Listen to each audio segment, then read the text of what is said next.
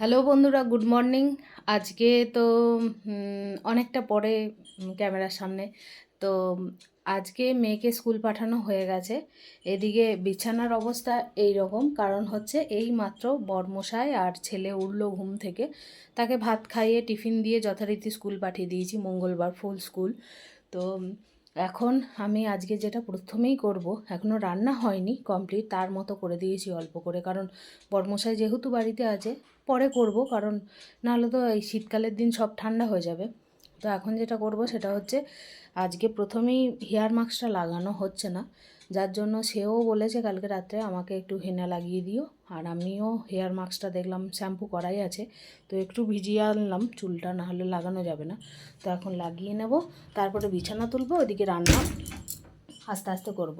এইসব কাজ করতে করতে আমার শুকিয়ে যাবে চুলটাও শুকিয়ে যাবে, তারপর আমি চুলটা ধুয়ে নিতে পারবো। যাই হোক, চলো আবার পরে দেখা হচ্ছে। এখন আমি লাগিয়ে নিই হেয়ার মাস্কটা। আমি এই মামাআর্থের অনিয়ন হেয়ার মাস্কটাই লাগাই, তো বেশ কাজের। তো এখন আমি লাগিয়ে নিই।